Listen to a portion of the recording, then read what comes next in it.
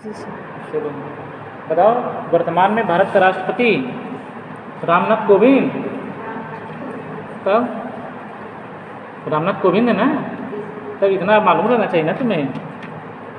तो देखो, अब आज से सेकेंड सेमेस्टर में भारत का संविधान पढ़ना है, ठीक। तो इस भारत के संविधान में बेयर एक्ट खोल लो, भारत के संविधान का, है ना।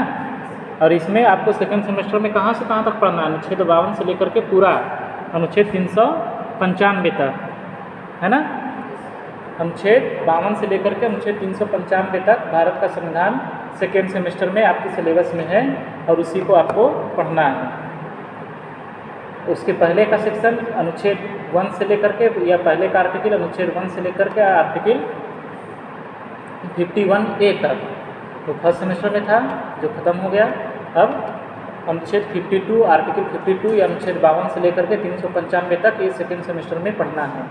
और तो उसमें भी सबसे पहले क्या टॉपिक आएगा, राष्ट्रपति, प्रेसिडेंट ऑफ इंडिया, है ना। भारत का राष्ट्रपति सबसे पहला टॉपिक है राष्ट्रपति, है ना।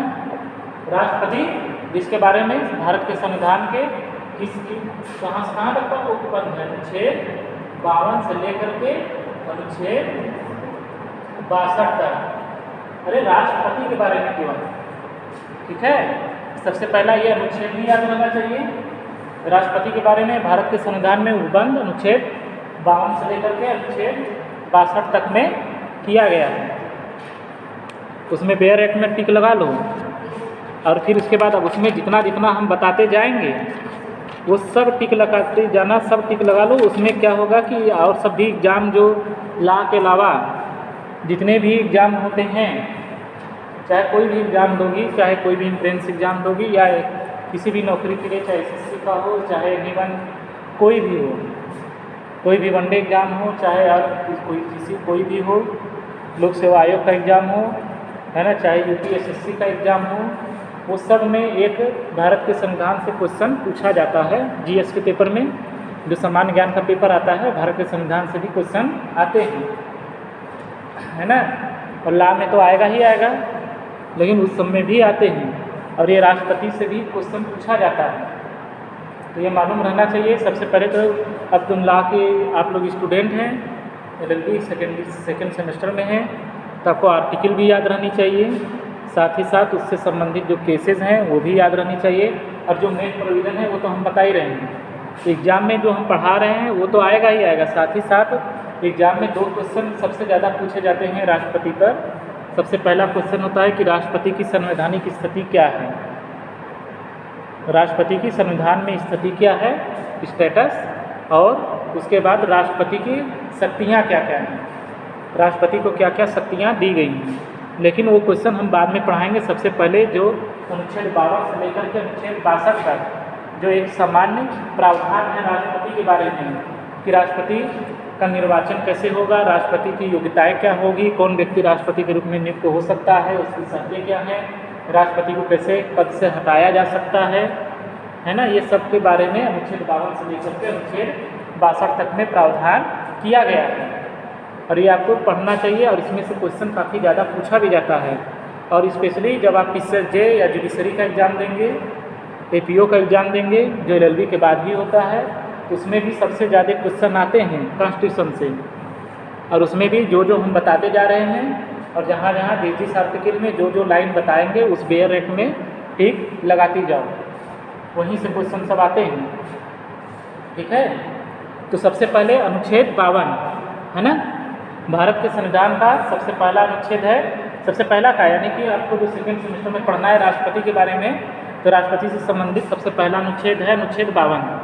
अनुच्छेद 52 में एक छोटी सी है, जिसमें मात्र इतना कहा गया है कि भारत का एक राष्ट्रपति होगा।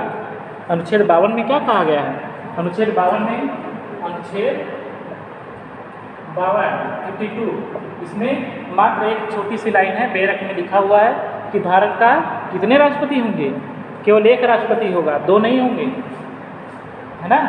अनुच्छेद 52 में मात्र यही लिखा है कि भारत का एक राष्ट्रपति होगा, बस इतना छोटा सा लाइन है। आपको सारे 52 अनुच्छेद 52 से लेकर के अनुच्छेद 62 तक के सारे आर्टिकल याद रहने चाहिए कि किस आर्टिकल में क्या प्रोविज़न दिया गया है, क्योंकि जब आप एग्ज़ाम देंगे, जब जुडिशरी का एग्ज़ाम, जब एपीओ का एग्ज़ाम, तो उसमें ये आर्टिकल भी पूछा जाता है कि अनुच्छेद 52 में क्या है, अनुच्छेद 57 में क्या है, अनुच्छेद 58 में क्या है ना, अनुच्छेद 55 में क्या है, अनुच्छेद 54 में क्या है, ये भी पूछा जाता है। और साथ ही साथ उसके अंदर के जो भी प्रोविज़न है वो सारे हम बताते जाएंगे और वहीं से क्वेश्चन आएगा और कहीं बाहर से नहीं पूछेगा। इसमें जितना चीज़ बता रहे हैं बस उतना बस टिक लगाती जाओ और हमेशा उसको पढ़ती रहो, याद करती रहो। ये अदर एग्जाम में तो काम में आएगा ही आएगा, साथ ही जुडिशरी के एग्ज़ाम में भी बहुत काम आएगा और यहीं से क्वेश्चन आएंगे। ठीक है, जितना बताएंगे वहीं आएगा। फिर इसके बाद अनुच्छेद 52 के बाद अनुच्छेद 53, अनुच्छेद 53 है ना। अनुच्छेद 53 में क्या है, संघ की कार्यपालिका शक्ति। तो हमेशा ध्यान रखिए कि संघ की कार्यपालिका शक्ति किसमें निहित होती है, राष्ट्रपति में निहित होती है। संघ की कार्यपालिका का प्रमुख कौन होता है, वह राष्ट्रपति होता है। ये क्वेश्चन बार बार पूछा जाता है कि संघ की जो कार्यपालिका शक्ति है वह निहित होगी केंद्र सरकार में, राष्ट्रपति में, संसद में, उपरोक्त में से सभी में। तब क्या होगा, राष्ट्रपति में होगा, है ना।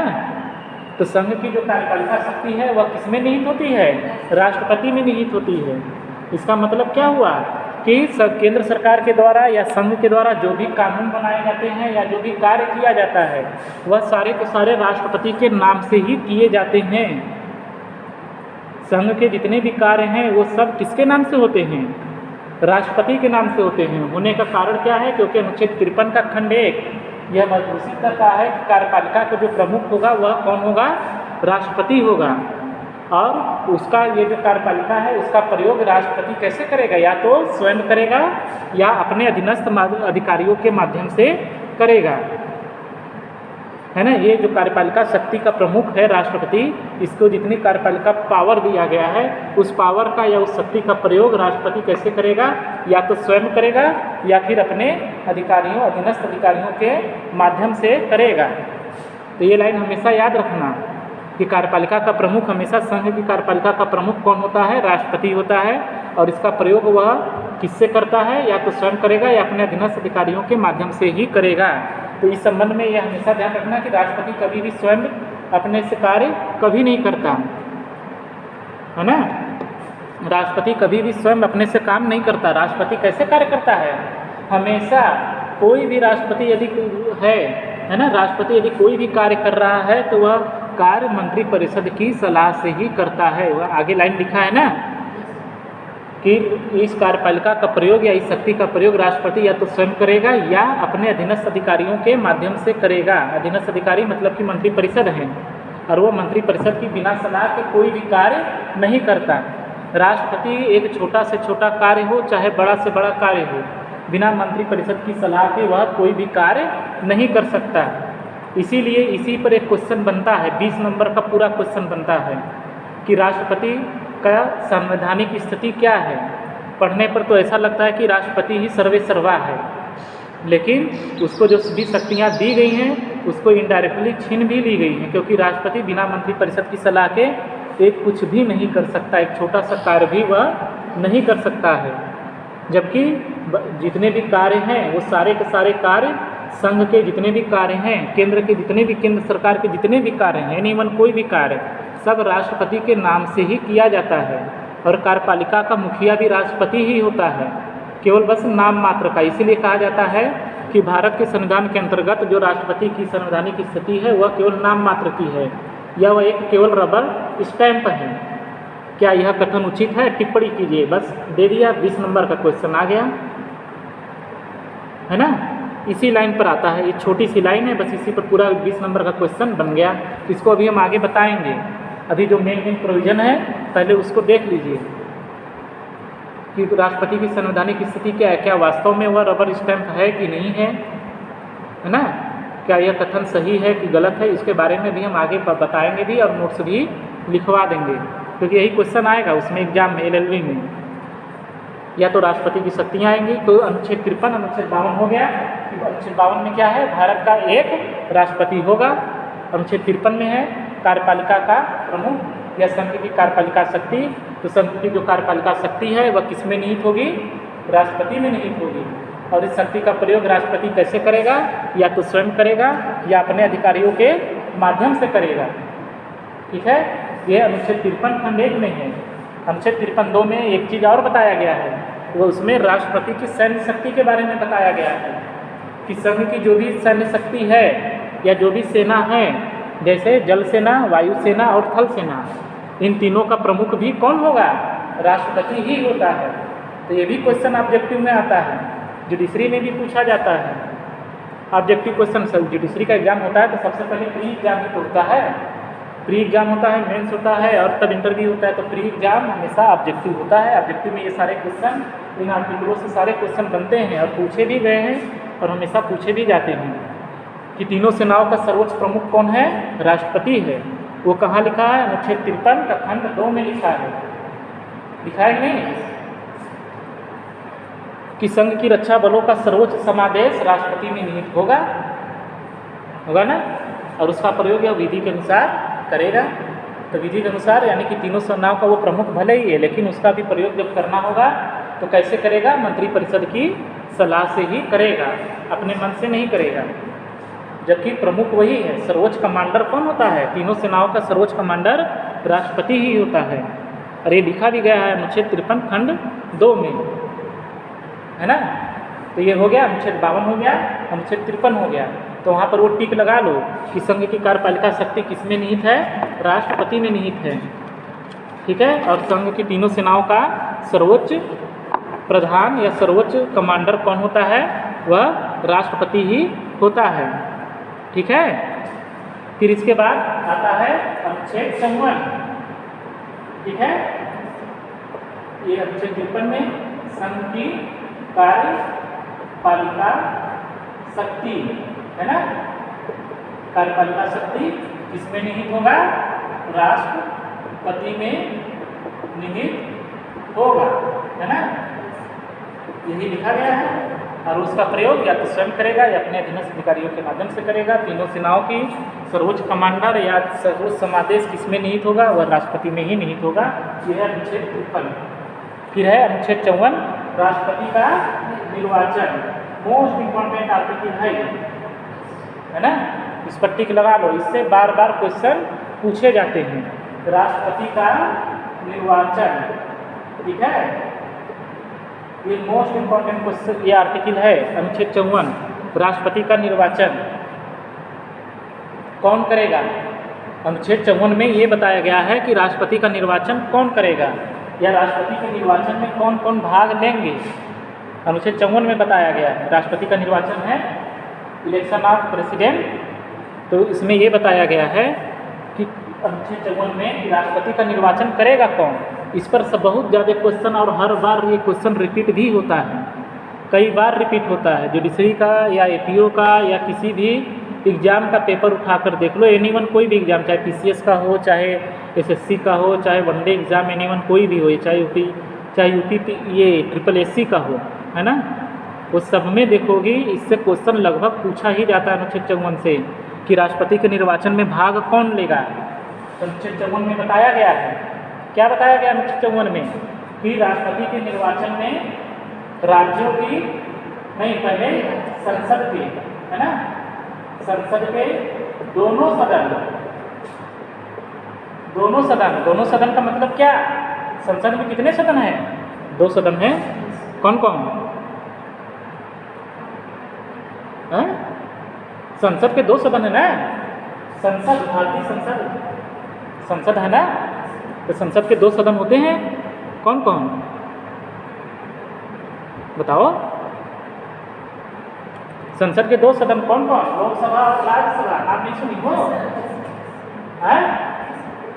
तब जा, ये सब क्वेश्चन है, ये सब क्वेश्चन है। लोकसभा व राज्यसभा होते हैं। तब सबसे पहला अनुच्छेद 54 में बताया क्या कि राष्ट्रपति का निर्वाचन, राष्ट्रपति के अनुच्छेद 54 में यही बताया कि राष्ट्रपति के निर्वाचन में कौन कौन हिस्सा लेगा, कौन कौन व्यक्ति वोटिंग करेगा। तो वोटिंग कौन करेगा? संसद के दोनों सदन, मतलब कि लोकसभा तथा राज्यसभा के, वहाँ पर लिखा है निर्वाचित सदस्य, है ना। क्या लिखा है? निर्वाचित सदस्य। तो ये हमेशा मालूम रहना चाहिए कि लोकसभा और राज्यसभा में दो प्रकार के सदस्य होते हैं। ठीक है, जो सदन है, संसद है, संसद के दो सदन लोकसभा और राज्यसभा, उसमें दो प्रकार के सदस्य होते हैं। पहला होता है सदस्य निर्वाचित सदस्य, जिसको कि आम जनता चुन करके भेजती है लोकसभा में, राज्यसभा में नहीं। लोकसभा में ये चुनाव होता है ना लोकसभा का, जिसमें कि प्रधानमंत्री का भी चुनाव होता है, लोकसभा के सदस्यों का चुनाव होता है, जिसमें कि आम जनता हिस्सा लेती है, तो वो तो निर्वाचित सदस्य हैं। लेकिन उसके अलावा दूसरे प्रकार के भी सदस्य होते हैं, जिसको कि मनोनीत सदस्य बोलते हैं, है ना, मनोनीत सदस्य, जिसमें कि उनका निर्वाचन नहीं होता, उनको गवर्नमेंट अपने अनुसार क्या करती है, मनोनीत कर देती है। जैसे लोकसभा में और जो राज्यसभा है उसमें 12 मनोनीत सदस्य होते हैं। ठीक है, राज्यसभा में 12 मनोनीत सदस्य होते हैं। ये मनोनीत सदस्य कहाँ से आते हैं, जैसे कि कोई उससे रहेगा मनोरंजन क्षेत्र से, कोई शिक्षा क्षेत्र से, है ना, कोई खेल जगत से, इन्हीं कई क्षेत्रों से ले करके 12 मनोनीत सदस्य नियुक्त किए जाते हैं। तो जो मनोनीत सदस्य होते हैं वो राष्ट्रपति के निर्वाचन में हिस्सा नहीं लेते। राष्ट्रपति के निर्वाचन में हिस्सा कौन लेगा, जो निर्वाचित सदस्य है, जिनको कि जनता ने चुना है। लोकसभा के सदस्यों को जनता चुनती है, राज्यसभा के सदस्यों को राज्य खुद चुनते हैं। ठीक है, तो लोकसभा और राज्यसभा यहाँ पर लिखा है ना अनुच्छेद 54 में, सबसे पहला क्या लिखा कि राष्ट्रपति का निर्वाचन अनुच्छेद 54 में है। तो उसमें है कि उस निर्वाचन में कौन भाग लेगा, संसद के दोनों सदन का मतलब लोकसभा और राज्यसभा के केवल निर्वाचित सदस्य। तो एग्जाम में दे देता है, क्या दे देता है, लोकसभा और संसद के दोनों सदनों के सभी सदस्य, ऐसे दे देगा।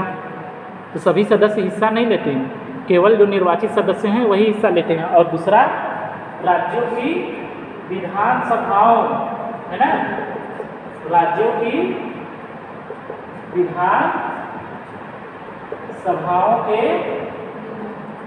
निर्वाचित सदस्य, ठीक है, हिस्सा लेते हैं। तो बस यही तुम्हें दो ध्यान रखना है, आप सभी लोगों को यही ध्यान रखना है कि राष्ट्रपति के निर्वाचन में कौन हिस्सा लेगा। यह अनुच्छेद 54 में, भारत के संविधान का अनुच्छेद 54 में बताया गया है कौन कौन हिस्सा लेगा। पहला बताया कि संसद के दोनों सदन अर्थात लोकसभा और राज्यसभा के निर्वाचित सदस्य लेंगे, मनोनीत सदस्य नहीं।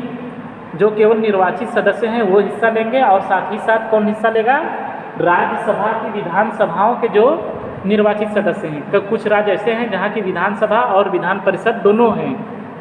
ठीक है, जैसे उत्तर प्रदेश है, उत्तर प्रदेश में विधानसभा भी है और विधान परिषद भी है। तो हमेशा ध्यान रखना कि राष्ट्रपति के निर्वाचन में विधान परिषद का कोई भी सदस्य हिस्सा नहीं लेता है, केवल विधान परिषद का कोई भी सदस्य हिस्सा नहीं लेता। राष्ट्रपति के चुनाव में विधान परिषद का कोई भी सदस्य हिस्सा नहीं लेता है। हिस्सा कौन लेता है, राज्य की विधानसभा के सदस्य, और वो भी कैसे सदस्य, जो निर्वाचित हैं, है ना। राज्यों की विधानसभाओं के जो निर्वाचित सदस्य हैं वो हिस्सा लेते हैं राष्ट्रपति के चुनाव में। तो ये लाइन हमेशा याद रखना, यही लाइन बार बार उठाकर पूछा जाता है, दे देता है। उसमें देगा क्या, कन्फ्यूजन करने के लिए सभी सदस्य, निर्वाचित सदस्य की जगह बना दिया एक ऑप्शन सभी सदस्य, और जहाँ सभी सदस्य टिक लगाई ऑप्शन गलत। तो इसको ध्यान से पढ़ना, वहाँ टिक लगा लो, अच्छे से टिक लगा लो कि कौन कौन सदस्य लेंगे। राष्ट्रपति के निर्वाचन में केवल और केवल संसद के दोनों सदन अर्थात लोकसभा और राज्यसभा के निर्वाचित सदस्य, और साथ ही साथ कौन लेगा, राज्यों की विधानसभाओं के निर्वाचित सदस्य। विधान परिषद का कोई भी सदस्य नहीं है, केवल विधानसभा के सदस्य, ठीक है, निर्वाचन में हिस्सा लेते हैं। और एक चीज़ और ला की दृष्टि से अवेलेबिलिटी में हो तो इतना और जानो, इतना तो हो गया सभी एग्जामों के लिए। एक चीज़ और इसमें इम्पोर्टेंट है, एक 17वां संविधान संशोधन, ठीक है, 17वां संविधान संशोधन जो कि कब हुआ था, 1992 में हुआ था। इसके द्वारा अनुच्छेद 54 में एक स्पष्टीकरण भी जोड़ा गया है। 17वां संविधान संशोधन 70, है ना, अमेंडमेंट, कॉन्स्टिट्यूशनल अमेंडमेंट 1992, इसमें एक और अनुच्छेद 54 में स्पष्टीकरण जोड़ दिया गया। स्पष्टीकरण क्या जोड़ा गया, क्योंकि इस समय जो संघ शासित क्षेत्र दिल्ली है और पांडिचेरी है, वहाँ पर विधानसभाओं का गठन किया गया है, वहाँ पर भी विधानसभा है। इसलिए 17वें संविधान संशोधन 1992 में संशोधन किया गया और एक स्पष्टीकरण 1954 में जोड़ा गया और यह प्रावधान किया गया कि संघ प्रशासित क्षेत्र दिल्ली और चंडीगढ़ के विधानसभा के जो निर्वाचित सदस्य हैं वह भी क्या कर सकते हैं, राष्ट्रपति के चुनाव में हिस्सा ले सकते हैं।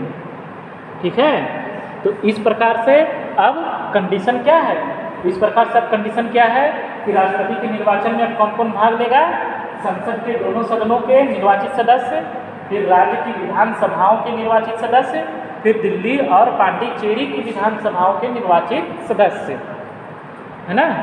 इतने लोग राष्ट्रपति के निर्वाचन में हिस्सा लेंगे, ये अनुच्छेद 54 में बताया गया है। और ये दिल्ली और पांडिचेरी पहले 1992 से पहले के नहीं थे।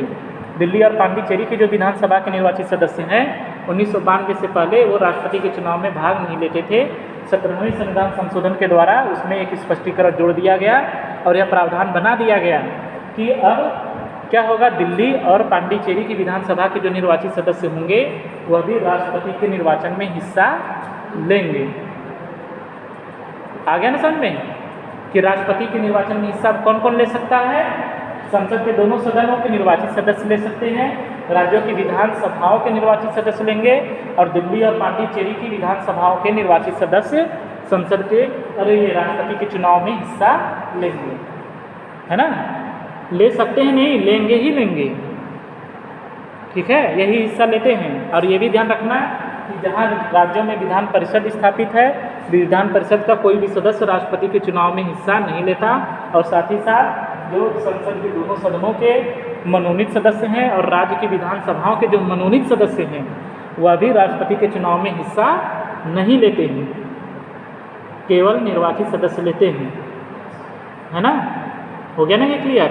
इस संबंध में अब तुम्हें क्या करना है, 2 केस भी याद रखना है, क्योंकि जब राष्ट्रपति का निर्वाचन आएगा जब रेलवे में पढ़ रहे तो केस के साथ में लिखना है ना। राष्ट्रपति के निर्वाचन से संबंधित 2 प्रमुख केस हैं। सबसे पहला केस है डॉक्टर खरे, ठीक है, डॉक्टर खरे बनाम इलेक्शन बनाम इसको चुनाव आयोग या इलेक्शन कमीशन ऑफ इंडिया, ठीक है। डॉक्टर खरे बनाम चुनाव आयोग या भारत का निर्वाचन आयोग, ये कर सकती हो। और एक है इन रेसिडेंशियल,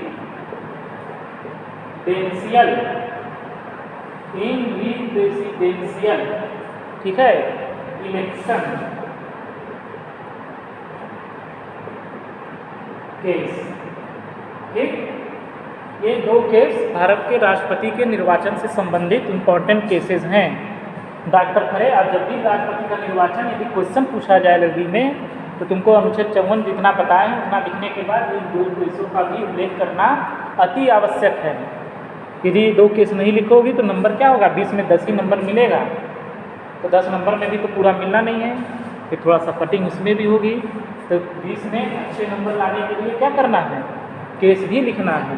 तो ये 2 केस हमेशा याद रखना, डॉक्टर खरे बनाम चुनाव आयोग और इन प्रेसिडेंशियल इलेक्शन केस, ये दोनों केस किससे संबंधित है, राष्ट्रपति के निर्वाचन से।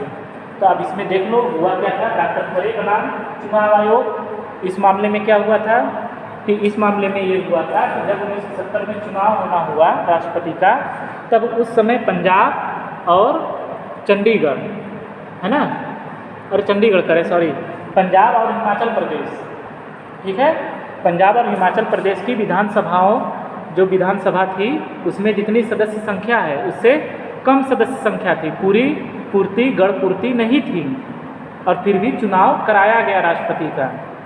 उसमें जितने सदस्य होने चाहिए पंजाब विधानसभा में और हिमाचल प्रदेश की विधानसभा में जितने सदस्य होने चाहिए उसकी सदस्य संख्या उससे निर्धारित संख्या से कम थी। कम होने के बावजूद भी राष्ट्रपति का चुनाव कराया गया। तो उस चुनाव को डॉक्टर खरे के द्वारा उच्चतम न्यायालय में चैलेंज किया गया कि चूँकि अनुच्छेद 54 में लिखा है, क्या लिखा है कि भारत के राष्ट्रपति के चुनाव में संसद के दोनों सदनों के निर्वाचित सदस्य और राज्य की विधानसभाओं के निर्वाचित सदस्य भाग लेंगे। और जब उस समय राष्ट्रपति का चुनाव हो रहा था तो पंजाब और हिमाचल प्रदेश कि विधानसभाओं में की गणपूर्ति नहीं थी, यानी कि पूरी संख्या विधायकों की नहीं थी, उसमें कमी थी, इसलिए यह चुनाव कैसा है, वैलिड नहीं है, इसको शून्य घोषित कर दिया जाए। क्योंकि जो निर्वाचक गण है या जो निर्वाचन है उसकी जो गणपूर्ति होनी चाहिए वह पूरी नहीं हो रही है।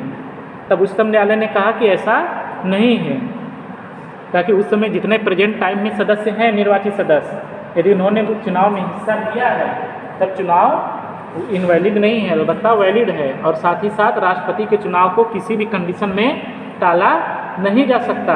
न टालने का कारण क्या है, अनुच्छेद 62 में लिखा गया है कि राष्ट्रपति की पदावधि जैसे ही समाप्त हो रही है तो राष्ट्रपति का पद की अवधि 5 वर्ष होती है, उस 5 वर्ष की अवधि के समाप्त होने से पहले ही राष्ट्रपति का चुनाव हर हालत में करा लेना चाहिए, भले ही उस समय किसी विधानसभा में निर्वाचक गणों की संख्या कम हो या कोई विधानसभा भले ही भंग ही क्यों न हो गई हो, यानी कि वो कार्य में न हो, कोई उस विधानसभा का कोई सदस्य ही इस समय न हो, जैसे कि विधानसभा भंग हो गई हो और चुनाव होना हो, है ना, या विधानसभा तो है लेकिन उसमें सदस्यों की संख्या भले ही कम हो तो जितने सदस्य हैं वही हिस्सा लेंगे, लेकिन राष्ट्रपति के चुनाव को किसी भी कंडीशन में टाला नहीं जा सकता है।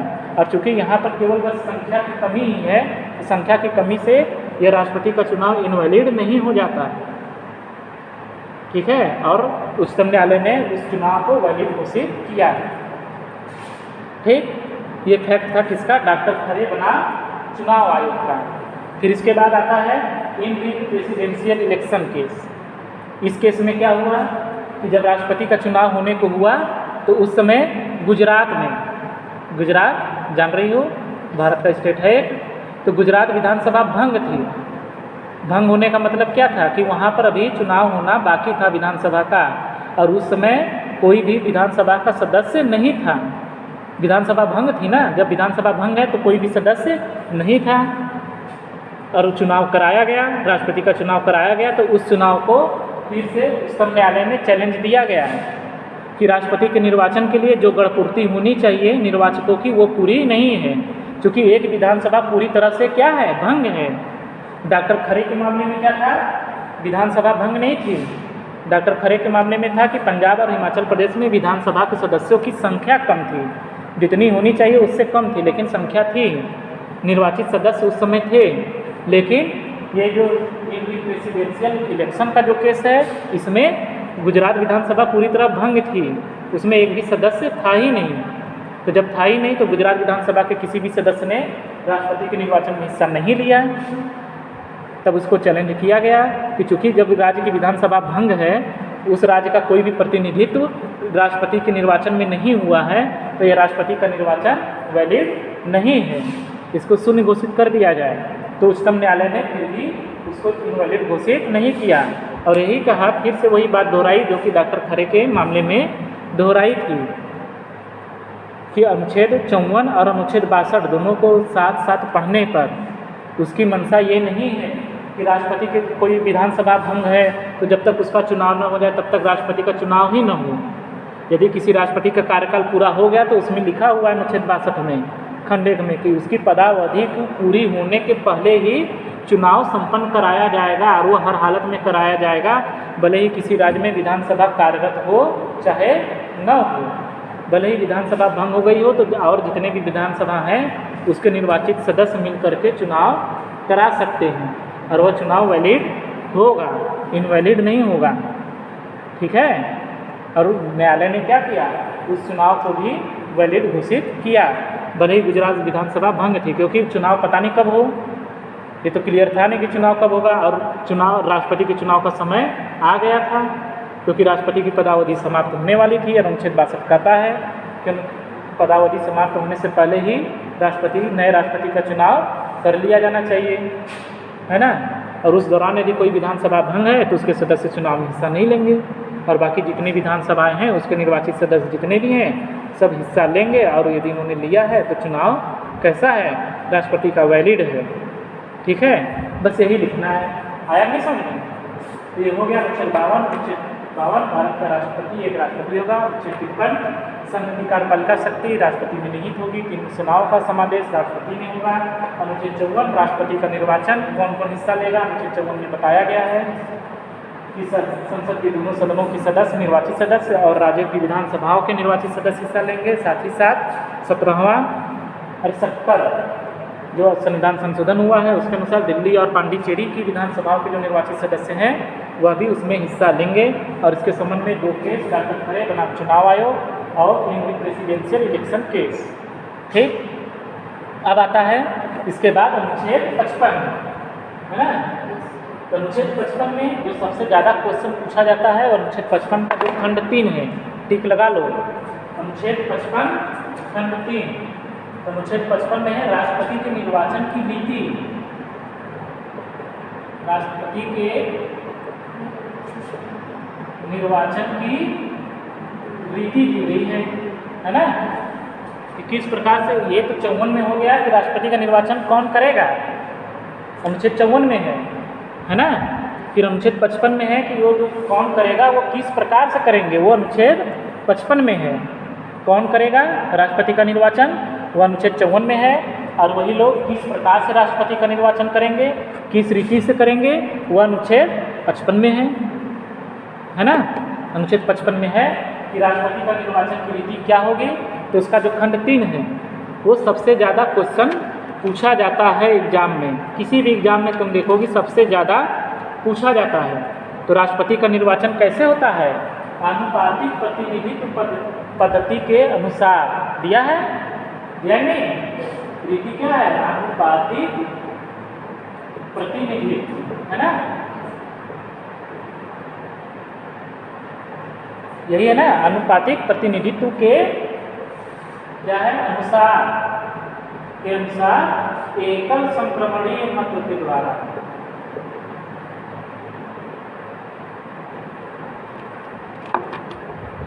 सबसे ज़्यादा एग्जाम में क्वेश्चन पूछा जाता है कि राष्ट्रपति के निर्वाचन की रीति क्या है, या राष्ट्रपति का निर्वाचन किया जाएगा तो हमेशा रट लो ये नहीं कि अनुपातिक प्रतिनिधित्व के अनुसार एकल संक्रमणीय मत के द्वारा राष्ट्रपति का निर्वाचन अप्रत्यक्ष तरीके से होता है, प्रत्यक्ष तरीके से नहीं होता। प्रत्यक्ष तरीके का मतलब कि देश की जनता राष्ट्रपति का चुनाव नहीं करती डायरेक्ट। क्या राष्ट्रपति के चुनाव में हम लोग भाग लेते हैं, नहीं लेते, नहीं ना लेते।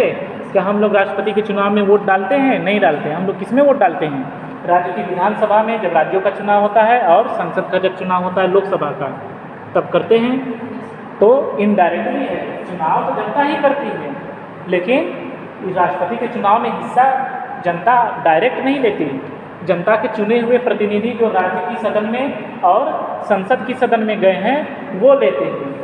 ये माना जाता है कि जो सदस्य चुनकर गया है राज्यों की विधानसभाओं में और राज्यों की लोकसभा में, उसको जनता ने ही तो भेजा है, वहाँ की जनता ने ही तो चुनकर भेजा है उसको। तो वो क्या कर रहा है, उतनी पूरी जनसंख्या का वो प्रतिनिधित्व कर रहा है ना वहाँ पे। वहाँ पर वो क्या कर रहा है, उतनी पूरी जनता का उसका एक वोट है, प्रतिनिधित्व कर रहा है कि नहीं। अब जैसे एक राज्य की विधानसभा, जैसे तुम्हारा बाराबंकी विधानसभा है, अब यहाँ का जो विधायक है वो इस बाराबंकी सदर, जितना भी ये विधानसभा क्षेत्र है बाराबंकी का, इस विधानसभा के क्षेत्र में जितने भी वो जनसंख्या है, जितने भी लोग रहते हैं, उसका प्रतिनिधित्व वो विधायक कर रहा है विधानसभा में, और वो हिस्सा लेता है राष्ट्रपति के चुनाव में। तो वो जाकर वोट देगा तो ये माना जाएगा, क्या माना जाएगा कि वहाँ की विधानसभा की जनता ने क्या किया है, राष्ट्रपति को वोट दिया है, उस सभी ने उसी को दिया है जिसको कि वो विधायक देगा, है ना। ये विधानसभा है बाराबंकी सदर, बाराबंकी सदर विधानसभा है। इस विधानसभा की जनसंख्या मान लो जो भी होगी 50-60 हज़ार, ठीक है, जो भी 60 हज़ार 70 हज़ार या 1 लाख जो भी होगी, तो इतनी पूरी जनसंख्या का प्रतिनिधित्व एक विधायक कर रहा है। वो जाकर के राष्ट्रपति के चुनाव में हिस्सा लेगा, वो वोट देगा। उसका वोट देने का मतलब है कि इस पूरे विधानसभा के जितने भी जनसंख्या 1 लाख है कि नहीं, उस 1 लाख का वोट किसको पड़ा, उसको पड़ा जिसको कि उस विधायक ने वोटिंग किया है। इसी तरह संसद का क्षेत्र होता है, बाराबंकी में एक संसद की सीट है, तो पूरे बाराबंकी की जनता का वोट वो देगा, है ना। तो ये कैसा है, अप्रत्यक्ष तरीका अप्रत्यक्ष है, इनडायरेक्टली राष्ट्रपति का चुनाव अप्रत्यक्ष तरीके से होता है, प्रत्यक्ष तरीके से नहीं होता। ठीक है, प्रत्यक्ष तरीके से राष्ट्रपति का चुनाव नहीं होता है।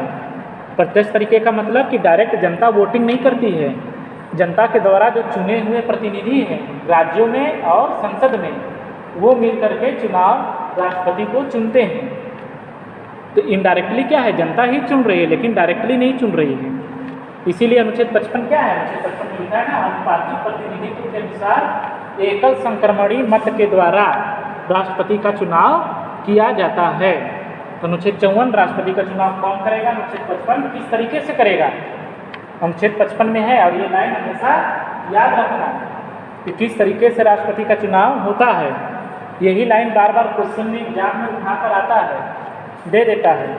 4 ऑप्शन देगा, 4 ऑप्शन में से एक ऑप्शन ये भी रहता है और ये बहुत बार पूछा गया है। कोई भी एग्जाम दोगे तब भी आता है कि राष्ट्रपति के निर्वाचन की रीति। तो यही लाइन रहेगा, सीधे सीधे अनुपातिक प्रतिनिधित्व के अनुसार एकल संक्रमणी मत द्वारा, यही लाइन रहता है। तो ये हमेशा याद रहना चाहिए। हो गया ना, ये हो गया तुम्हारा अनुच्छेद 55 राष्ट्रपति के निर्वाचन की रीति हो गई। अब आता है क्या चीज, अनुच्छेद 56। ठीक है, अनुच्छेद 56 में राष्ट्रपति की पदावधि है। अनुच्छेद 56 क्या है, अनुच्छेद 56 में राष्ट्रपति की पदावधि। ठीक है, एक अनुच्छेद 56 राष्ट्रपति की पदावधि, यानी कि एक बार यदि कोई व्यक्ति राष्ट्रपति बन गया तो वो कितने वर्ष तक अपने पद पर बना रहेगा, 5 वर्ष तक। तो राष्ट्रपति का जो कार्यकाल है सामान्यतः कितना है, 5 वर्ष। यदि एक व्यक्ति राष्ट्रपति के रूप में चुनकर गया तो वह 5 वर्ष तक अपने पद को धारण करेगा। ये कहाँ लिखा गया है, अनुच्छेद 56 में, है ना।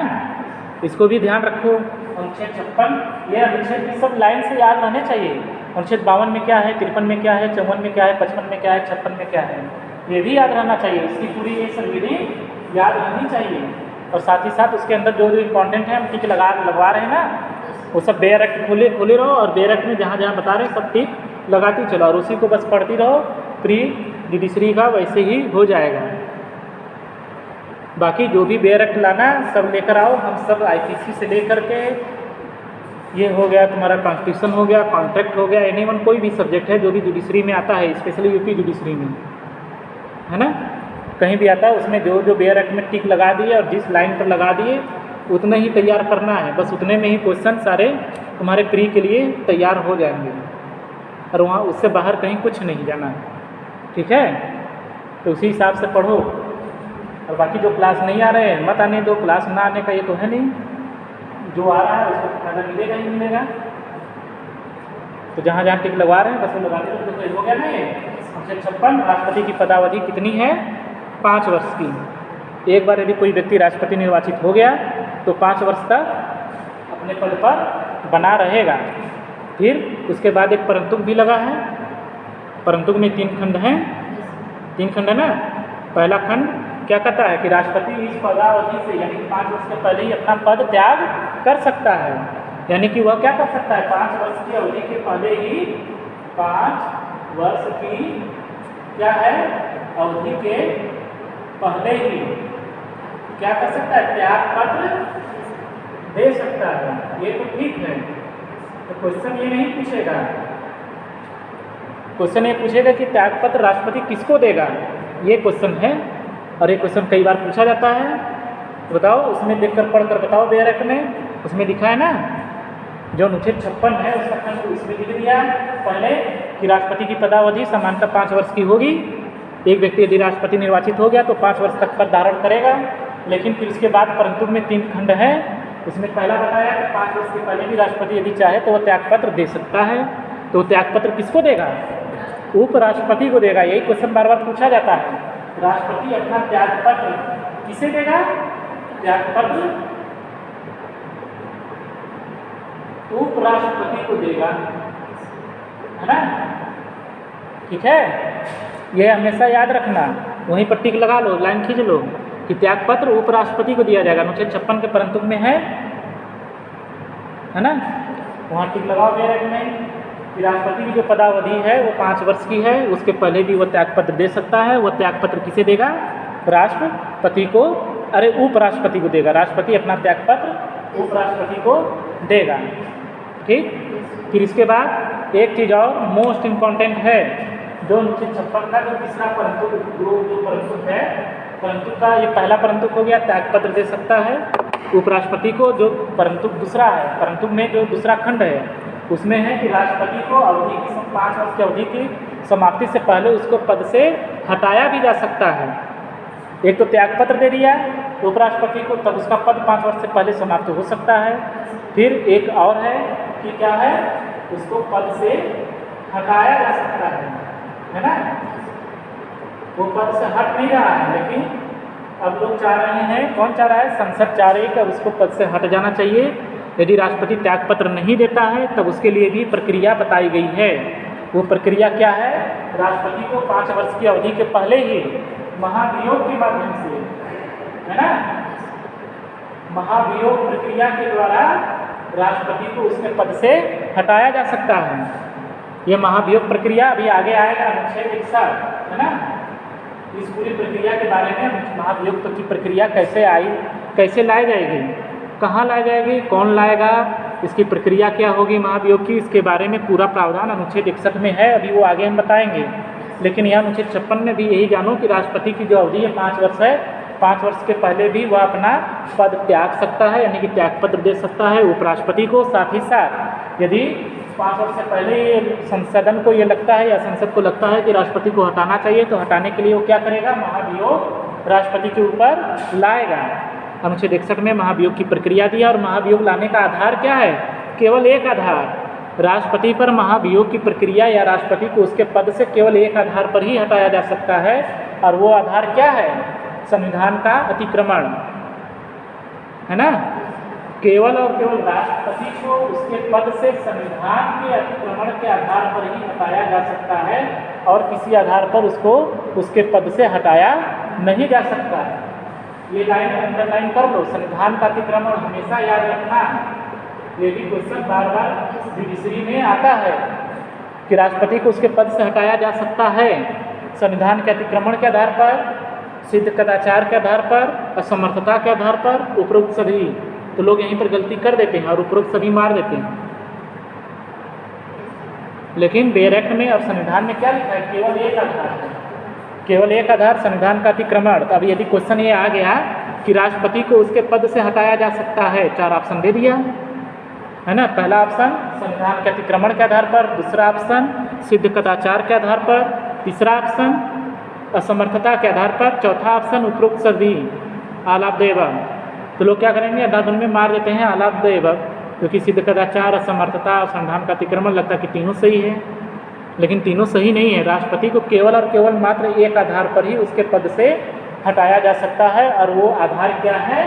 संविधान का अतिक्रमण, जो कि अनुच्छेद 56 के परंतु के खंड 2 में लिखा हुआ है कि राष्ट्रपति को केवल और केवल संविधान के अतिक्रमण के आधार पर ही हटाया जा सकता है उसके पद से, और किसी आधार पर उसको राष्ट्रपति को हटाया नहीं जा सकता। उसको भी अंडरलाइन कर लो, केवल संविधान के अतिक्रमण के आधार पर, है ना।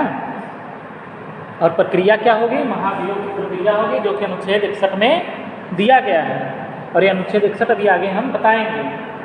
ठीक, इतना आया समझ में। फिर एक चीज़ क्या है कि राष्ट्रपति का यदि पद समाप्त हो जाता है, या तो है ना, राष्ट्रपति का पद यदि क्या होता है? समाप्त हो जाता है, तब भी समाप्त होने के बाद भी वह अपने पद को तब तक धारण करता रहेगा जब तक कि नया व्यक्ति का राष्ट्रपति के रूप में चुनाव न हो जाए और वह पद ग्रहण न कर ले। ठीक है।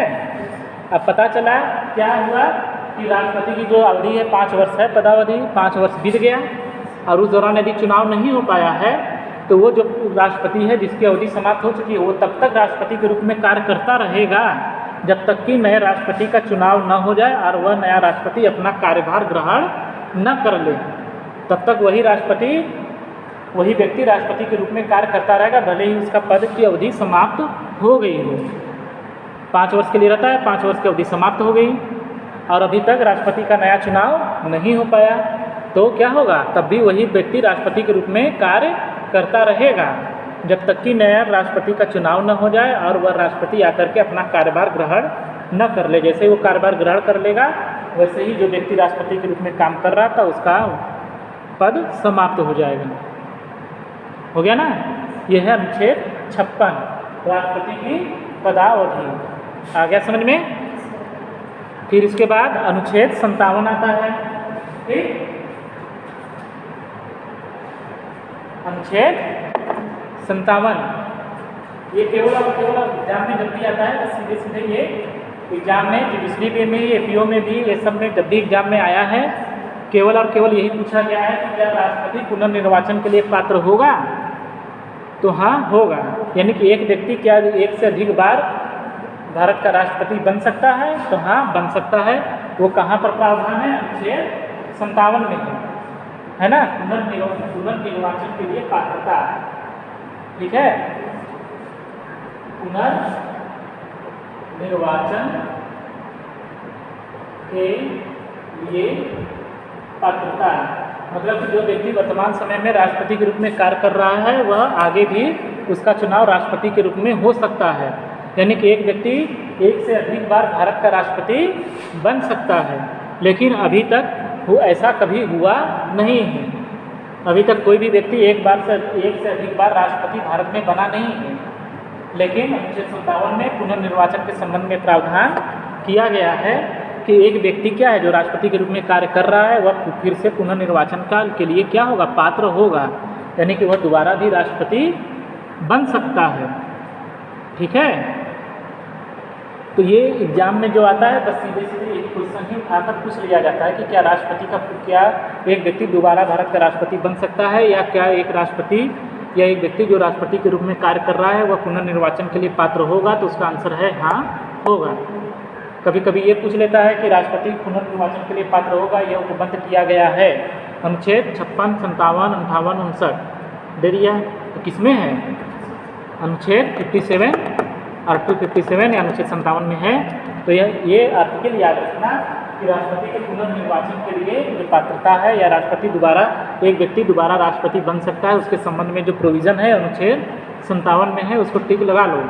बस वही प्रोविज़न ही उठाकर सीधे सीधे वो आर्टिकल ही हमेशा पूछा जा गया है और आगे भी संभावित पूछा जाएगा अनुच्छेद 57 में। तो वो सीधे सीधे उसकी हेडिंग ही पूछी जाएगी। ठीक है, कि क्या राष्ट्रपति पुनर्निर्वाचन के पात्र है? हाँ है। तो किस आर्टिकल में प्रावधान है? तो वो है अनुच्छेद 57 में, है ना। अब आता है क्या?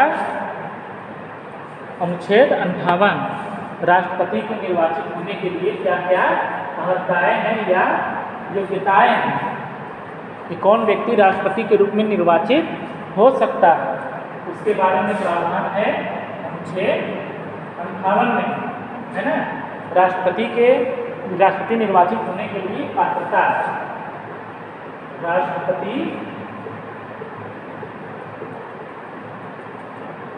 निर्वाचित होने के लिए पात्रता। ठीक है, ये है अनुच्छेद 58। ठीक, तो अनुच्छेद 58 में दिया गया है राष्ट्रपति निर्वाचित होने के लिए पात्रता मतलब कि कौन व्यक्ति राष्ट्रपति के रूप में निर्वाचित हो सकता है। तो इससे भी क्वेश्चन पूछा जाता है कि कौन व्यक्ति राष्ट्रपति बन सकता है। तो सबसे पहली शर्त क्या बताया, या सबसे पहली योग्यता क्या है कि वह भारत का नागरिक होना चाहिए। जो व्यक्ति भारत के राष्ट्रपति बनना चाहता है उसके लिए सबसे पहली आवश्यक पात्रता या योग्यता है कि उसे भारत का नागरिक होना चाहिए। ठीक है, उस पर टिक लगा लो। ये क्वेश्चन, इससे भी क्वेश्चन कई बार पूछे गए हैं, है ना। अनुच्छेद 58 राष्ट्रपति के निर्वाचित होने के लिए क्या पात्रता या योग्यताएं हैं। तो कोई व्यक्ति जो राष्ट्रपति का बनना चाहता है उसको क्या करना चाहिए? सबसे पहले तो उसे भारत का नागरिक होना चाहिए और 35 वर्ष की आयु पूरी हो जानी चाहिए। यानी इसका मतलब कि 35 वर्ष से कम आयु का व्यक्ति भारत का राष्ट्रपति नहीं बन सकता है। भारत के राष्ट्रपति का निर्वाचन होने के लिए या भारत के राष्ट्रपति बनने के लिए उसको कम से कम कितने वर्ष का होना चाहिए?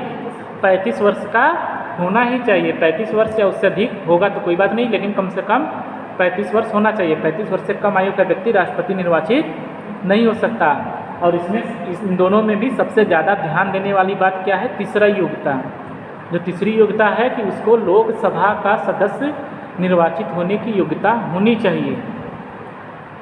ये हमेशा ध्यान रखना, किसकी है? लोकसभा का सदस्य निर्वाचित होने की योग्यता होनी चाहिए, है ना। राज्यसभा या विधानसभा की नहीं, या विधान परिषद की नहीं, किसकी योग्यता होनी चाहिए चुनाव होने के लिए? लोकसभा का सदस्य होने की योग्यता होनी चाहिए। ठीक है, इस पर ही उठाकर बार बार पूछ लेता है कि कोई व्यक्ति भारत का राष्ट्रपति निर्वाचित हो सकेगा या निर्वाचित होने के लिए योग्यता है, पर दे दिया कि राज्यसभा का सदस्य होने की योग्यता रखता हो, लोकसभा की सदस्य होने की योग्यता रखता हो, विधानसभा की सदस्य होने की योग्यता रखता हो, या राज्य विधान परिषद का सदस्य होने की योग्यता रखता हो। तो इसमें क्या टिक मारना है कि वह लोकसभा का सदस्य होने की योग्यता रखता हो, है ना। यह अनुच्छेद 58 में है। तो अनुच्छेद 58 में तो 3 खंड में तो ये दे दिया। पहली योग्यता कि भारत का नागरिक होना चाहिए, कम से कम 35 वर्ष की आयु होनी चाहिए। आयु भी हमेशा ध्यान रखना कि राष्ट्रपति के निर्वाचन के लिए जो आयु है, न्यूनतम आयु 35 वर्ष है। 35 वर्ष से कम आयु का व्यक्ति राष्ट्रपति नहीं बन सकता है।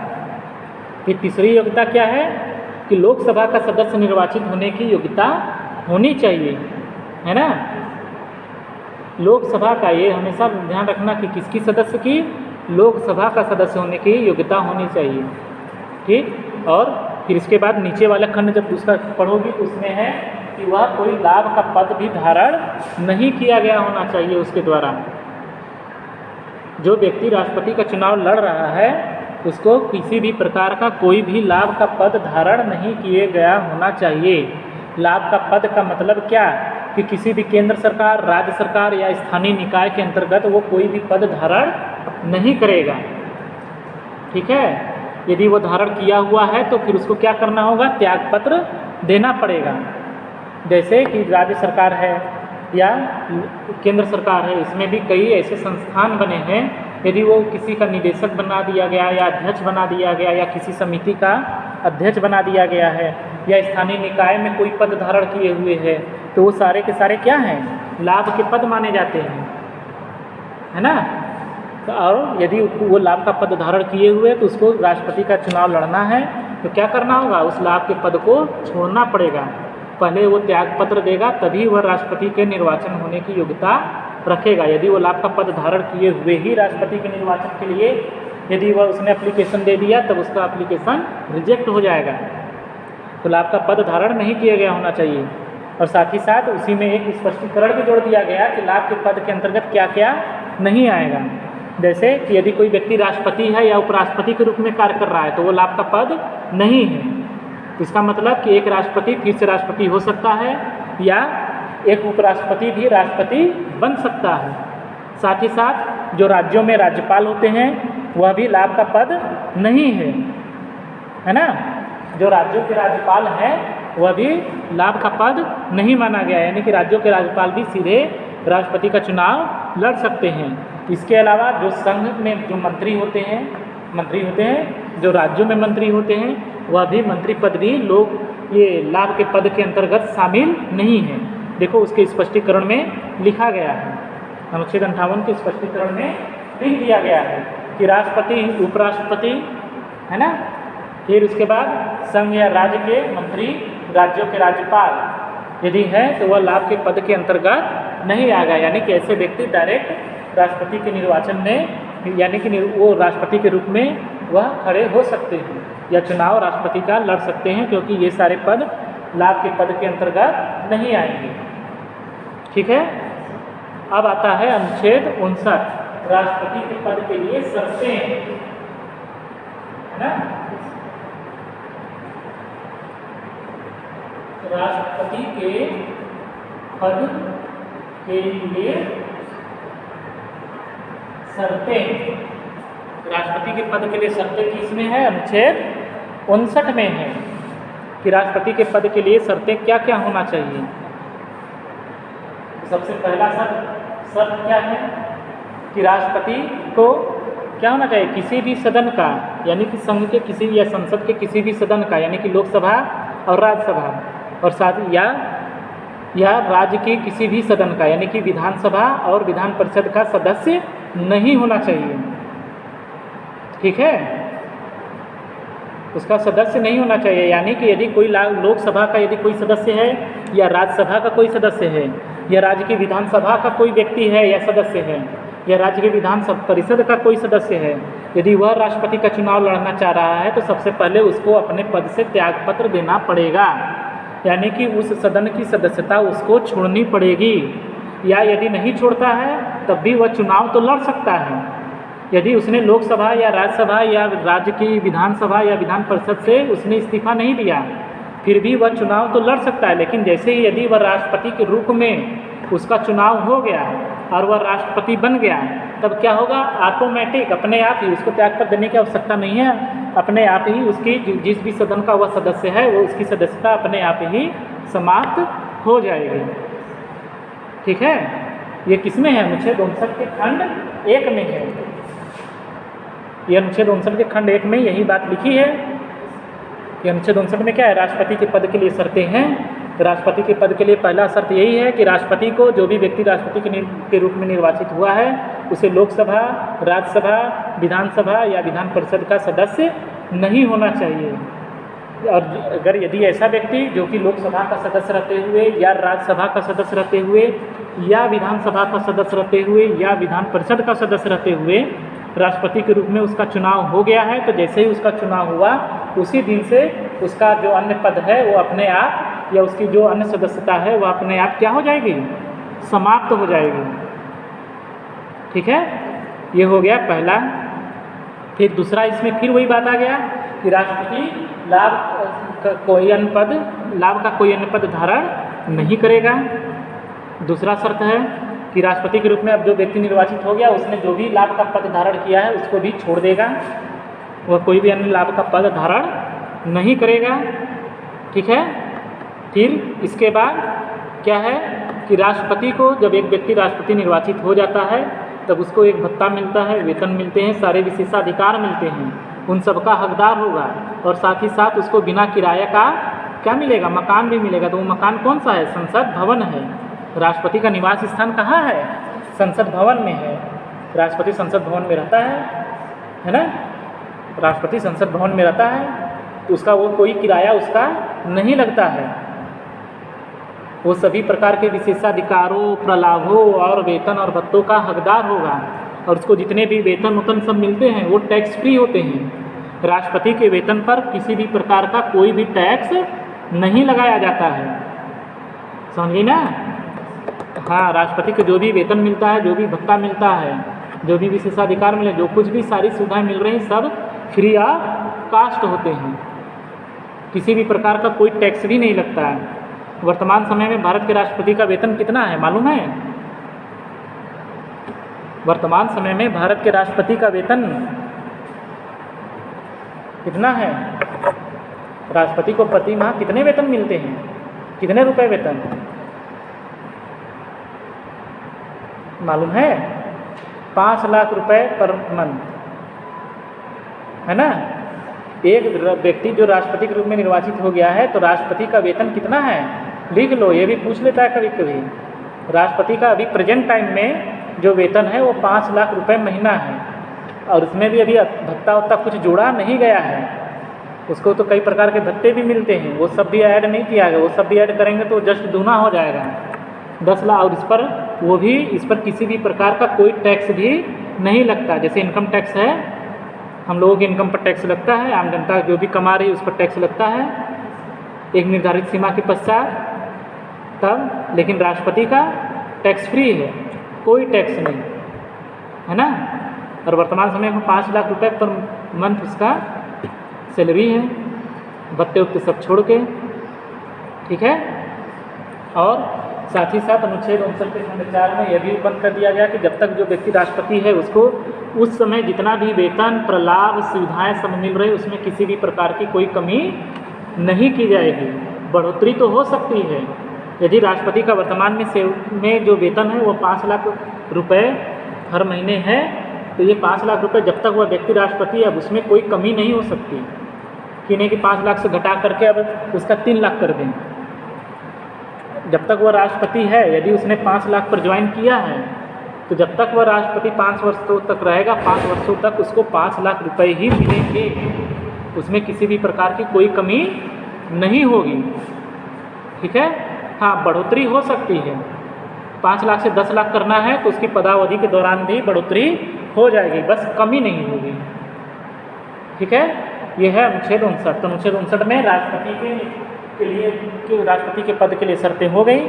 शर्तें वही है कि राष्ट्रपति क्या करेगा, किसी भी सदन का न तो संसद के किसी सदन का और न ही राज्यों के ही किसी सदन का सदस्य होगा। और यदि वह सदस्य है तो जैसे ही उसका चुनाव राष्ट्रपति के रूप में हो जाता है उसकी सदस्यता अपने आप समाप्त हो जाती है। दूसरा शर्त है कि वह लाभ का कोई अन्य पद धारण नहीं करेगा, है ना। तीसरा है कि वह इतने वेतन और भत्ते विशेषाधिकार पर लाभों का हकदार होगा जो कि इसी संविधान के अनुसूची 2 में लिखा गया है। तो अनुसूची 2 जब तुम इस बेयर एक्ट में, इस संविधान का जो बेयर एक्ट है उसका अनुसूची 2 देखोगी तो उस अनुसूची में लिखा हुआ है कि राष्ट्रपति का वेतन 5 लाख रुपए पर मंथ। ठीक है। अरे यहाँ नहीं है, अभी मत पलटो। ठीक है। तो इतना याद रखी रहो, 5 लाख रुपए है और साथ ही साथ उसके वेतन भत्तों में किसी भी प्रकार की उसकी पदावधि के दौरान कोई भी कमी नहीं की जाएगी। हो गया। यह है तुम्हारा अनुच्छेद 59। फिर है अनुच्छेद 60। ठीक। राष्ट्रपति के द्वारा शपथ या प्रतिज्ञा मोस्ट इम्पोर्टेंट है। बार बार क्वेश्चन, हर बार क्वेश्चन इससे पूछा जाता है कि राष्ट्रपति जो शपथ लेगा वह किसके समक्ष लेगा। ये तो सामान्य ज्ञान का प्रश्न है कि राष्ट्रपति शपथ किसके समक्ष लेता है। ये एक सामान्य ज्ञान का प्रश्न है। हाँ, राष्ट्रपति अपना पद ग्रहण करने से पहले शपथ लेगा ना, तो शपथ उसको कौन दिलाएगा, उसके पद की, राष्ट्रपति के पद की शपथ कौन दिलाता है, यह हमेशा याद रखना है। ये क्वेश्चन बार बार पूछा जाता है ना। अनुच्छेद 60 राष्ट्रपति द्वारा शपथ या प्रतिज्ञा। ठीक है। ये भी क्वेश्चन बार बार पूछे जाते हैं। किसके समझ? कौन न्यायाधीश? उच्चतम न्यायालय का मुख्य न्यायाधीश लिखा है कि उच्चतम न्यायालय का न्यायाधीश लिखा है? पढ़ो अच्छे से। राष्ट्रपति अपना पद ग्रहण करने से पहले भारत के उच्चतम न्यायालय के मुख्य न्यायाधीश के समक्ष शपथ लेगा। और यदि भारत के उस समय मुख्य न्यायाधीश उपस्थित नहीं है तब कौन लेगा? तब किसके समक्ष लेगा? उस समय उच्चतम न्यायालय का जो वरिष्ठतम न्यायाधीश उपलब्ध होगा उसके समक्ष लेगा, है ना। तो ये जो राष्ट्रपति है, राष्ट्रपति के द्वारा जो शपथ लिया जाता है किसके समक्ष लिया जाता है? भारत के मुख्य न्यायाधीश, है ना, भारत का मुख्य न्यायाधीश। तो बार बार यह क्वेश्चन पूछा जाता है कि राष्ट्रपति को शपथ कौन दिलाता है? राष्ट्रपति को शपथ भारत का मुख्य न्यायाधीश दिलाता है। और यदि भारत का मुख्य न्यायाधीश उपलब्ध न हो तब कौन दिलाएगा? यदि भारत का मुख्य न्यायाधीश क्या है? उपलब्ध न हो। ठीक है। उपलब्ध न हो तब कौन दिलाएगा? तब उच्चतम न्यायालय का उस समय उपलब्ध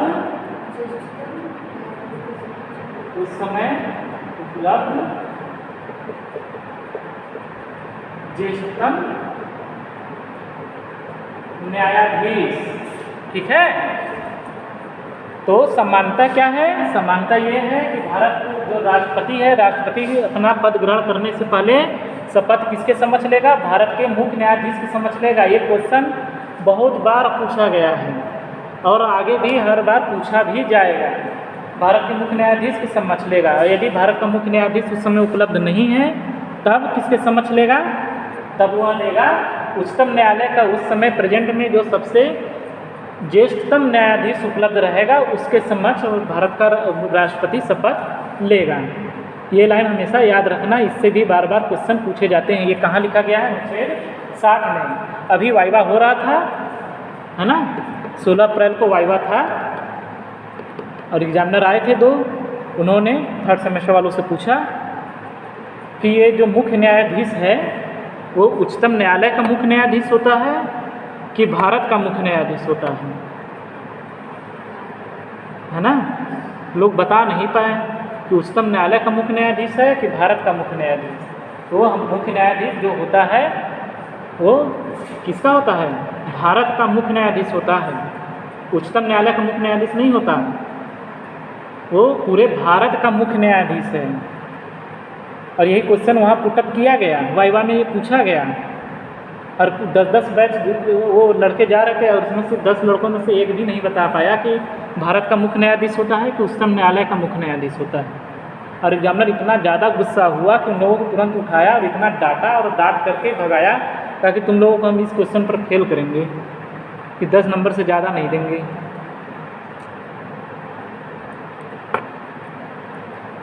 है ना। तो भारत का वो मुख्य न्यायाधीश क्या है? भारत का मुख्य न्यायाधीश होता है, उच्चतम न्यायालय का नहीं। तो पूरे भारत का मुख्य न्यायाधीश है। जब भी कोई पूछे तो भारत का मुख्य न्यायाधीश, चीफ जस्टिस ऑफ इंडिया बोला जाता है, chief justice of supreme court नहीं बोला जाता है ना, चीफ जस्टिस ऑफ इंडिया। ठीक है, तो ये हमेशा ध्यान रखना। तो राष्ट्रपति भारत के मुख्य न्यायाधीश के समक्ष शपथ लेगा या वो नहीं है, तब उच्चतम न्यायालय का जो वरिष्ठतम न्यायाधीश होगा उसके समक्ष शपथ लेगा। ये अनुच्छेद 60 हो गया। अब आता है इसके बाद अनुच्छेद 61, राष्ट्रपति पर महाभियोग की प्रक्रिया।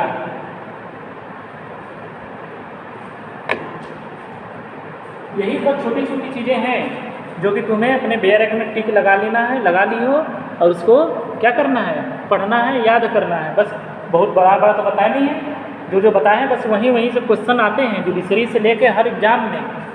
ठीक है, बस यही चीज़ें बस तुमको बार बार देखना है, यही ध्यान रखना है। और बहुत ज़्यादा कठिन भी नहीं है, एकदम सिंपल है। ठीक है, राष्ट्रपति पर महाभियोग।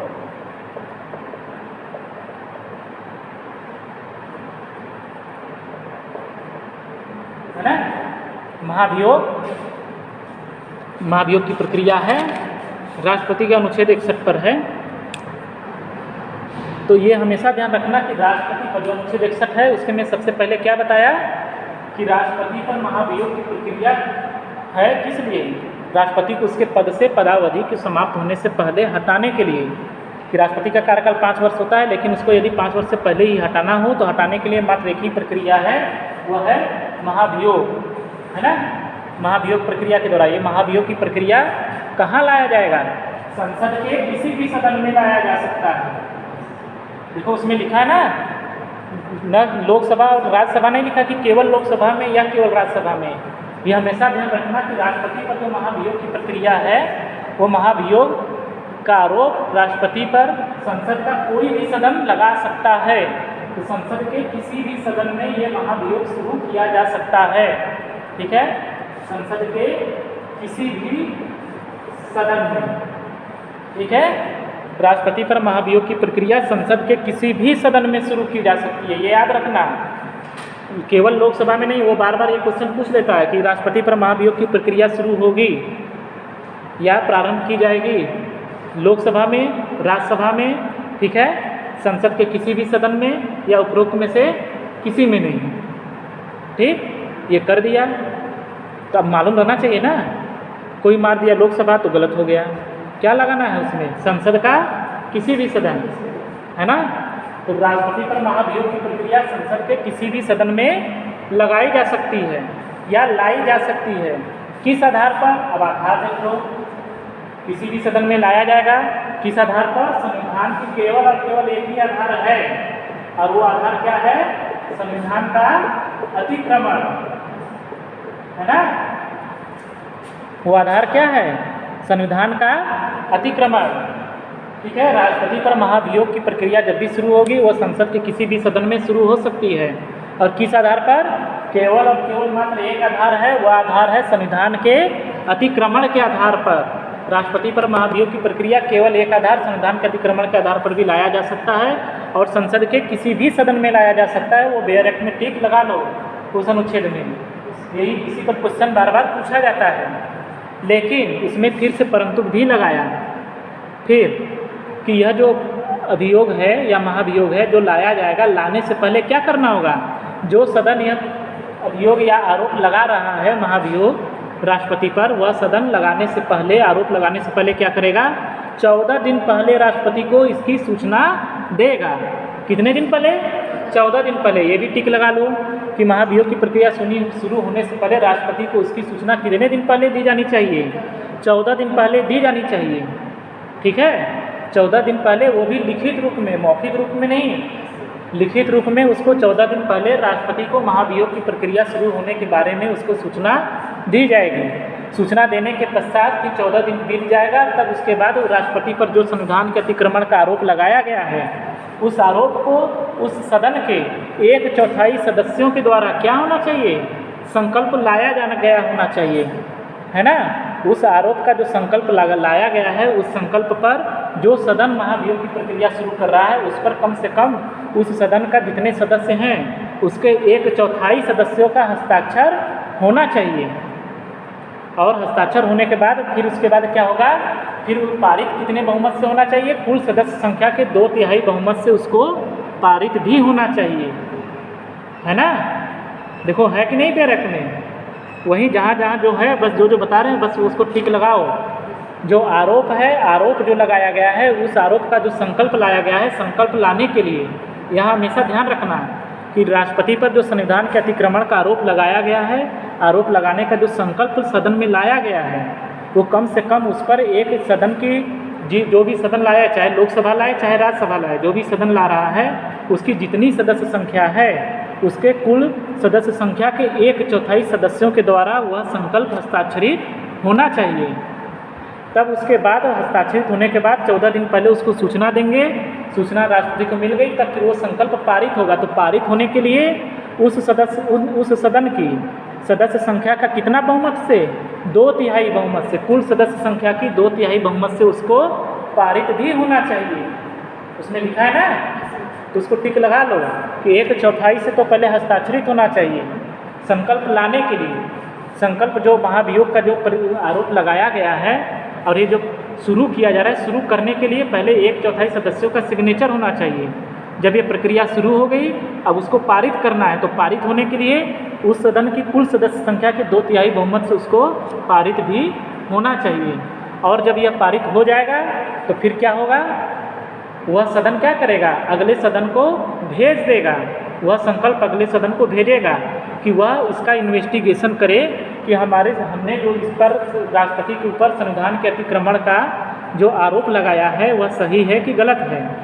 तो अगला सदन क्या करेगा? मान लो, एक उदाहरण ही मान लो कि राष्ट्रपति के ऊपर राज्यसभा में संकल्प लाया गया, महाभियोग की प्रक्रिया शुरू की गई, तो राष्ट्रपति के राज्यसभा के जितने भी सदस्य हैं उसके 1/4 सदस्यों ने हस्ताक्षर कर दिया संकल्प पर कि हाँ राष्ट्रपति पर महाभियोग प्रक्रिया शुरू होनी चाहिए। वो शुरू हो गई, 1/4 सदस्यों का सिग्नेचर हो गया। अब राज्यसभा क्या करेगा? अब उस संकल्प को फिर 2/3 बहुमत से पारित करेगा। यदि वो बहुमत से पारित हो गया तो फिर राज्यसभा क्या करेगा? अब लोकसभा को उसको भेज देगा। फिर लोकसभा क्या करेगा? जो संकल्प आया है या जो आरोप वहाँ से पारित होकर के लोकसभा में आया है, फिर उसका अन्वेषण करेगा, स्वयं करेगा या अपने अधीनस्थ किसी अन्य अधिकारी से कराएगा। फिर अन्वेषण कराने के पश्चात यदि वह यह पाता है कि नहीं, राष्ट्रपति के ऊपर जो संविधान के अतिक्रमण का आरोप लगाया गया है वह बिल्कुल सही है, तब क्या होगा? वो बिल्कुल सही है, तब फिर वो क्या होगा? उसको फिर से पारित करेगा, 2/3 बहुमत से पारित करके फिर अगले सदन को भेज देगा और उसी दिन से राष्ट्रपति का पद रिक्त हो जाएगा, है ना। यही महाभियोग की प्रक्रिया है, ठीक है। तो वो भी संकल्प वहाँ लोकसभा से भी 2/3 बहुमत से पारित होना चाहिए इन्वेस्टिगेशन के बाद। फिर उसके बाद अनुच्छेद 61 में ही एक प्रोविजन और लिखा कि राष्ट्रपति को यह अधिकार होगा कि जो भी सदन उसका अन्वेषण कर रहा है उस इन्वेस्टिगेशन में वह स्वयं उपस्थित होकर के अपना बचाव कर सकता है। वह या तो स्वयं उपस्थित होगा या अपने किसी प्रतिनिधि के माध्यम से उपस्थित होकर के वह अपना बचाव कर सकता है कि हमारे ऊपर जो संविधान के अतिक्रमण का आरोप लगाया गया है वह सही नहीं है, उसको बचाव करने का अधिकार है।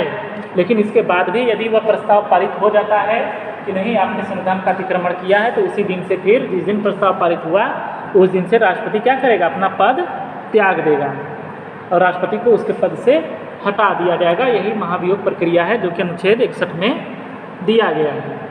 अब आता है आखिरी अनुच्छेद, कौन सा? अनुच्छेद 62, है ना। महाभियोग प्रक्रिया आई समझ में? ठीक है। अब आता है लास्ट अनुच्छेद 62 में क्या है? राष्ट्रपति के पद में जो रिक्ति हुई है उसको भरने के लिए जो निर्वाचन है वो कब कराया जाएगा? उसका पद समाप्त होने से पहले ही निर्वाचन करा लिया जाएगा। ठीक है। राष्ट्रपति का जो पद रिक्त हुआ है ना,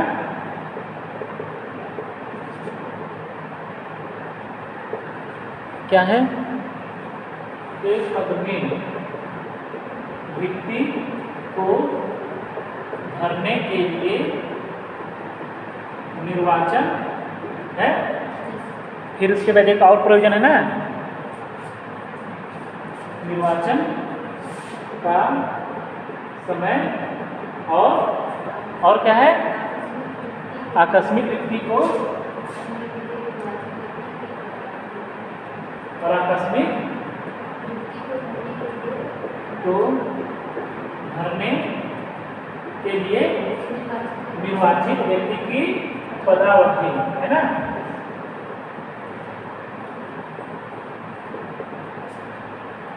ठीक है, ये दिया गया है। तो यहाँ पर दो चीज़ दिया गया। पहला प्रोविजन दिया गया कि राष्ट्रपति के पद में रिक्ति को भरने के लिए राष्ट्रपति का निर्वाचन का समय।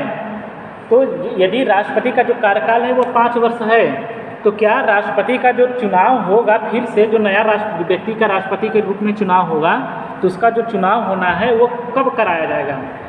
उस राष्ट्रपति की पदावधि जो 5 वर्ष है उसका समाप्त होने के बाद कराया जाएगा, या उसकी पदावधि समाप्त होने से पहले ही, या 5 वर्ष की अवधि समाप्त होने से पहले ही कराया जाएगा? उसके बारे में अनुच्छेद 62 में प्रावधान किया गया है। तो अनुच्छेद 62 में क्या बताया कि जो चुनाव है वह 5 वर्ष की अवधि व्यतीत होने से पहले ही कराया जाएगा, उसके बाद नहीं, है ना। यदि जैसे वर्तमान समय में राष्ट्रपति कौन है? रामनाथ कोविंद है। यदि उनका कार्यकाल कब 2023 में यदि खत्म हो रहा है, जून 2023 में, मान लो कि 20 जून 2023 को खत्म हो रहा है, तब जो अगला व्यक्ति के राष्ट्रपति के रूप में चुनाव होना है वह 20 जून 2023 के बाद चुनाव नहीं होगा, वह 20 जून 2023 के पहले ही चुनाव हो जाना चाहिए। ठीक है, अनुच्छेद 62 यही बताता है कि 20 जून 2023 से पहले ही चुनाव हो जाना चाहिए, ताकि कि कोई रिक्ति ना आने पाए। जैसे ही 20 जून 2023 को राष्ट्रपति रामनाथ कोविंद अपना पद त्याग करेंगे, बस उसी दिन तुरंत ही नया राष्ट्रपति क्या करेगा? पद ग्रहण कर लेगा। इस प्रकार से उन दोनों के बीच में कोई गैपिंग नहीं आएगी। इस गैपिंग को बचाने के लिए ही 62 में ये उपबंध किया गया कि राष्ट्रपति का जो पदावधि है ना, उसका जब रिक्ति होने का समय आ गया तो निर्वाचन कब होगा? निर्वाचन होगा उस 5 वर्ष की जो अवधि होती है उसके पहले ही हो जाएगा, उसके बाद नहीं।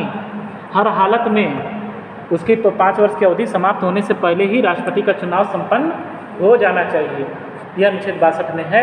साथ ही साथ एक प्रोविज़न और है अनुच्छेद 62 में कि यदि मान लो कि वो तो पद पूरा हो गया, 5 वर्ष की अवधि पूरी हो रही है, तब के लिए है कि 5 वर्ष की अवधि पूरी होने के पहले ही चुनाव हो जाए। लेकिन ऐसा भी तो हो सकता है कि कोई व्यक्ति राष्ट्रपति है, उसने अपना त्यागपत्र दे दिया, 5 वर्ष की अवधि तो पूरी नहीं हुई, तो उस समय तो कोई जानता तो था नहीं कि ये त्यागपत्र दे देंगे। तब क्या होगा? तब ऐसी स्थिति में चुनाव तो तुरंत हो नहीं सकता, चुनाव में तो टाइम लगेगा, 1-2 महीने 3 महीने का समय लगेगा। तब तक ये जो गैपिंग हो गया, वो गैपिंग कैसे भरेगी? अब राष्ट्रपति के रूप में कौन कार्य करेगा? या राष्ट्रपति की अचानक मृत्यु हो गई, कोई व्यक्ति राष्ट्रपति है और राष्ट्रपति बने रहने के दौरान अभी उसकी अवधि खत्म हुई नहीं, तब तक उसकी क्या हो गई? मृत्यु हो गई। या इस महाभियोग प्रक्रिया के द्वारा उसको पद से, उसकी पद की अवधि पूरी होने से पहले ही हटा दिया गया, तब ये आकस्मिक रिक्ति हो गई ना। ये क्या हो गया? आकस्मिक रिक्ति हो गई। यानी कि यदि राष्ट्रपति ने अपना पद त्याग कर दिया, या उसकी मृत्यु हो गई, या क्या हुआ, उसको महाभियोग प्रक्रिया से उसकी पद समाप्ति से पहले ही हटा दिया गया अचानक, तो उस समय तो चुनाव हुआ नहीं। तब इस आकस्मिक जो है, अब तो चुनाव तो कम से कम 5-6 महीने तो लगेंगे ना चुनाव कराने में राष्ट्रपति का। तब इस 5-6 वर्ष की अवधि के दौरान कौन व्यक्ति राष्ट्रपति के रूप में काम करेगा? तब उपराष्ट्रपति जो होता है, इस अवधि के दौरान उपराष्ट्रपति राष्ट्रपति के रूप में कार्य करेगा। यही बताया गया है अनुच्छेद 62 के खंड 2 में, है ना। इसीलिए उपराष्ट्रपति का पद केवल बस इसीलिए बनाया गया है, नहीं तो बाकी उपराष्ट्रपति का कोई काम इस देश में नहीं है। उपराष्ट्रपति का कोई काम देश में नहीं है, लेकिन एक संभावना ये हो सकती है कि राष्ट्रपति की मृत्यु हो जाए या वो अचानक पद त्याग दे या उसको उसके पद से हटा दिया जाए। तो अब तो हट गया लेकिन चुनाव कभी हुआ नहीं, तब ऐसी कंडीशन में जो गैपिंग आ रही है उस गैपिंग के दौरान राष्ट्रपति के रूप में कौन कार्य करेगा? राष्ट्रपति का तो चुनाव हुआ नहीं, इसीलिए उपराष्ट्रपति का पद सृजित किया गया कि ताकि यदि ऐसी कोई आकस्मिकता या आकस्मिक रिक्ति आ जाती है तब इस आकस्मिक परिस्थिति में उपराष्ट्रपति राष्ट्रपति के रूप में कार्य कर सके, है ना। इसलिए उपराष्ट्रपति का पद सृजित किया गया, नहीं तो वैसे जब राष्ट्रपति है तो उपराष्ट्रपति का कोई काम नहीं है, ठीक है ना। तो ये जो आकस्मिक रिक्ति हुई है उसकी मृत्यु होने से, उसके पद त्याग देने से या महाभियोग की प्रक्रिया से उसको हटा देने से ये जो आकस्मिक रिक्ति हो गई, क्योंकि अभी तो तुरंत चुनाव संभव है नहीं, तब ऐसी कंडीशन में उपराष्ट्रपति राष्ट्रपति के रूप में कार्य करेगा।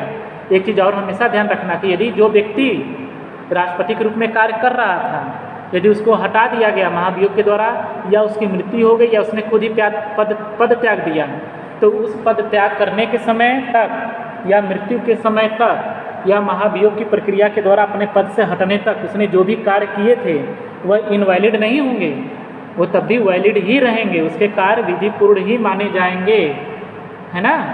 ये नहीं कि उसने त्यागपत्र दे दिया तो मान लो कोई व्यक्ति है राष्ट्रपति बना, 1 साल बना, फिर उसने क्या किया कि नहीं त्यागपत्र दे दिया, तो 1 साल तक उसने जो कार्य किया वह इनवैलिड नहीं हो जाएंगे, वो तब भी क्या रहेंगे? वैलिड ही रहेंगे, विधिपूर्ण ही रहेंगे, है ना। अब एक चीज़ और भी ये हो सकता है कि राष्ट्रपति का तो मान लो मृत्यु हो गई या उसको हटा दिया गया, उसने पदत्याग कर दिया, और साथ ही साथ उपराष्ट्रपति भी नहीं है, उपराष्ट्रपति ने भी कहा कि लो हम भी रिजाइन कर रहे हैं, हम भी नहीं रहेंगे, तब अब ऐसी स्थिति में उपराष्ट्रपति रहता तो राष्ट्रपति के रूप में काम करता, राष्ट्रपति का पद यह अनिवार्य है कि कभी भी खाली नहीं रहेगा। तो ऐसी आकस्मिक रिक्ति के लिए तो उपराष्ट्रपति था, अब यहाँ उपराष्ट्रपति भी नहीं है, पता चला कि राष्ट्रपति की मृत्यु हो गई, उपराष्ट्रपति राष्ट्रपति के रूप में कार्य कर ही रहा था तो तब से उसकी भी मृत्यु हो गई। अब न तो राष्ट्रपति है और न ही उपराष्ट्रपति है, अब राष्ट्रपति के रूप में कौन कार्य करेगा? अब तो पूरा रिक्त हो गया, अब गैपिंग हो गई ना, तब ऐसी स्थिति में कौन कार्य करेगा? ये भी क्वेश्चन पूछता है।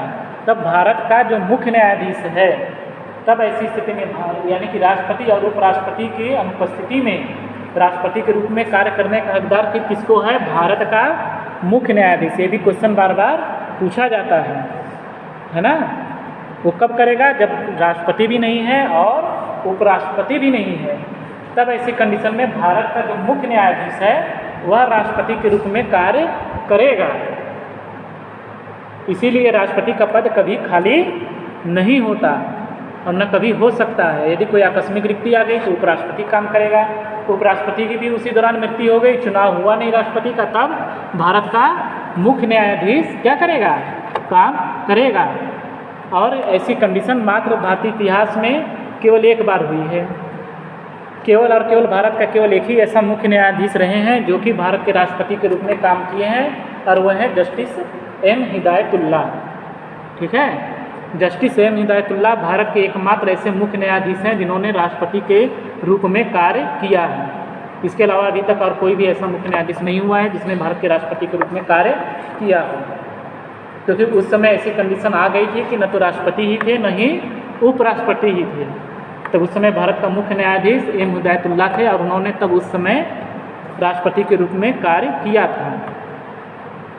और ये जो रिक्ति हुई है, चुनाव कब तक हो जाना चाहिए?